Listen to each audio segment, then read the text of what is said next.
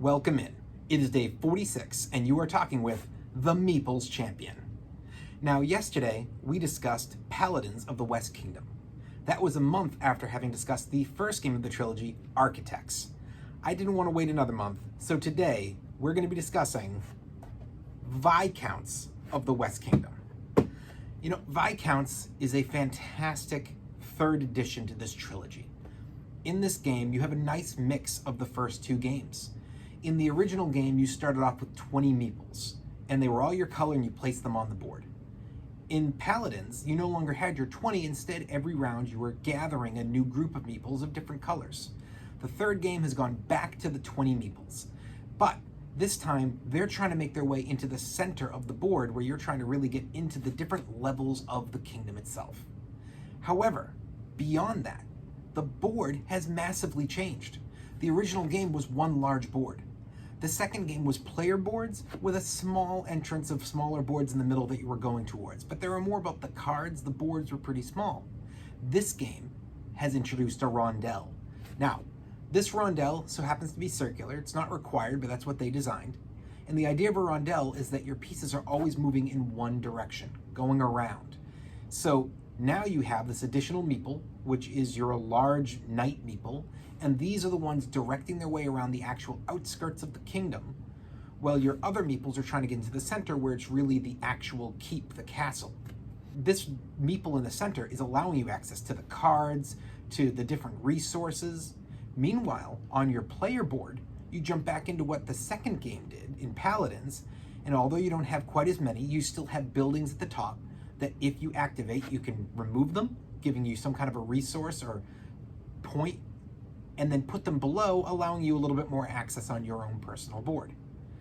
This is a really interesting mashup. They brought in a lot of elements of both the first game, the second game, and a little bit of its own. So why don't we just jump right in and let's start talking about the categories. Category 1 being art. It is really hard to look at this game and not give, after having given the first two thumbs ups, a third thumbs up. It's the same art, but in a great way. They yet again have said, well, we've gone from having designed the kingdom to having defended the kingdom to now upgrading the kingdom. You know, we're Viscounts. We're trying to really get out there and show what we can do to make our kingdom thrive. They have the same characters having moved up yet again, finding them in the similarities of the cards, finding that, well, the board itself has shifted. The actual art of the board is so similar to those first two games. I love the box art. It really brings you in yet again in a completely new design of what the front has, but not in the style of the drawing or the colors. It's just how they're deciding to, now we're focused on a Viscount instead of having it be the multiple Paladins. It's such a great job across the board. Thumbs up. Love it. And that goes right into the next feature as well. They never detract when it comes to these components. Yet again, you're dealing with primarily cards and wooden pieces. They're all fantastically made. They're going to hold up for a while, and they fit the theme really well. Thumbs up on your components. It's a big victory for me when a game can pull that off. Your price. This game is yet again one that you're going to find primarily available in board game stores themselves. You may not find this as often as Architects or as Paladins, which I believe those two are truly the most popular of the trilogy. This was the last to come out. And while I enjoy the game a lot, I do understand that a board game store is more likely to put out Architects, the original of the game, one that's held up through the years, and one that's the entry level, and Paladins, one that is arguably the best of the trilogy, compared to Viscounts, the last of the trilogy, the one that the least people are going to buy because people want to get them in order, and the one that, well, it's not bad, is definitely not considered the best, and is arguably not considered the second best. At that point, it's still out there in certain stores. It just won't be packed. You're not going to find this at a Target. It's unlikely to be at a Barnes & Noble. Maybe you get surprised, but I think you're more likely to find Architects. You'll find it online, and the game goes for about $50. Is it worth that price? I think that you get a lot in this box, and that it definitely is worth that price in regards to what you're getting in the box. But are you going to get this to the table very often? Architects and Paladins, I think, are two games that you get to the table a lot, and therefore it's worth the price. I don't think Viscounts is going to be that same feature, and for that reason, I have to give it a thumbs down. I really, really like Paladins. I haven't bought it yet, only because of the situation with my group having the game already and my family and friends who aren't part of that group unlikely to play very often. I do own Architects, and that one's one I've gotten to the table on occasion with those people. I don't think Viscounts will ever get to the table outside of my game group. I think it's too gamer specific. And for that reason, I can't go invest the money into it. So the price for me is a thumbs down. Difficulty? It is difficult, but it kind of reflects what Paladins did. It's a game that I feel that when you start, you're going to be able to do something. You're not going to be completely lost. But whereas I thought that Paladins and even Architects in this way allowed for you to take turns, and it's really about the ending when the score comes that you might get caught off guard, and that's where the difficulty hits you. This one being a rondel, I feel like there's a lot more that hits you in the face of like, why didn't you do this? And you start to realize during gameplay that you're behind. I think the difficulty might be that extra notch up where it's a little bit much for me. I don't think this one just detracts from youngers. I think this also detracts from beginner players getting into it. An experienced player or a regular player will get into this game, but a beginner player or a younger player will have difficulty. And I think that shifting into that, okay, well, it's not just those that are at a younger age. Now it's also on those 3 levels of gamer. That first level we're wiping out now. That really pulls this one away from me, so I got to give it a thumbs down on the difficulty. I think it just jumped a little bit high, even though it's the end of a trilogy. So realistically, if you're playing it by the trilogy, by the time you get to this game, you should hopefully have gotten better with those mechanics and be able to deal with this game better.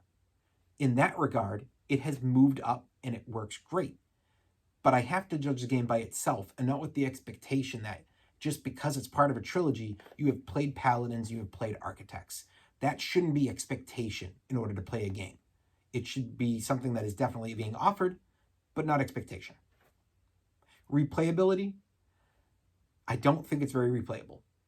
Much like Paladins, you're not going to play this twice in the same night. Much like Paladins, I don't see you playing this twice in the same month. But unlike Paladins, I don't know, maybe twice a year? I think that it is fun, but it is a lot of work.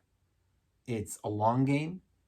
And if you're telling me that we're going to jump to the West Kingdom and you tell me we have 10 games in a year we're going to play in the West Kingdom, the likelihood is I'm going to pick at least Architects and Paladins 4 times a piece. And that Viscounts will fall to the wayside and be the one with only 2 plays. And that's best case scenario. After the first year or two, this might be a game that drops to 1 play a year. Got to give the replayability a big thumbs down. Keys to Victory.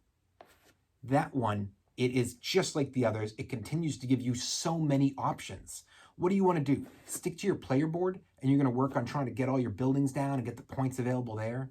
Are you going to jump out on the main board trying to get your different scribes and your different cards and slowly build up victory points there? Are you going for your meeple attack and getting into the castle and trying to get to those different layers, allowing you to get the points there?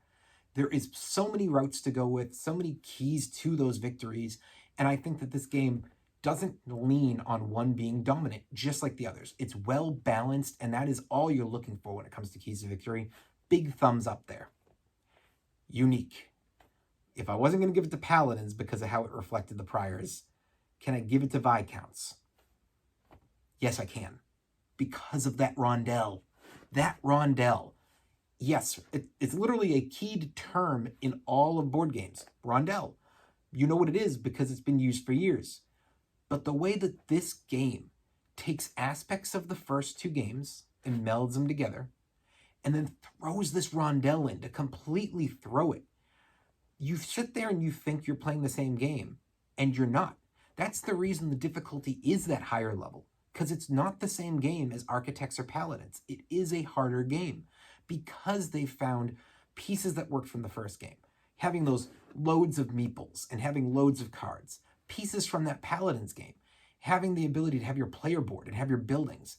And then throwing in this extra meeple and this rondel and this castle in the middle and give you an all new way to score points and to move on the board.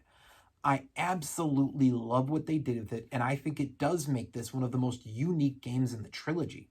Well, it may not be one I recommend everybody go out and buy. It's one that I recommend everybody play because it's such a different adventure, not only than the other games in the trilogy, but than most games that you're ever going to play. I feel like this one stands out on its own. It definitely didn't need those first two to be a recognized good game, but those first two will help get more people excited to jump into this one. So, gotten to the end of our 7 categories.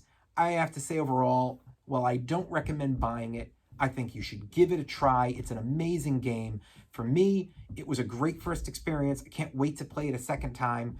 Really looking forward to eventually talking to you about the Tome Saga as well, which is what we're in the middle of right now in my gamer group. Until then, this has been day 46. You are speaking with the Meeples Champion, and this has been Viscounts of the West Kingdom. Like, share, subscribe, and I'll talk to you tomorrow.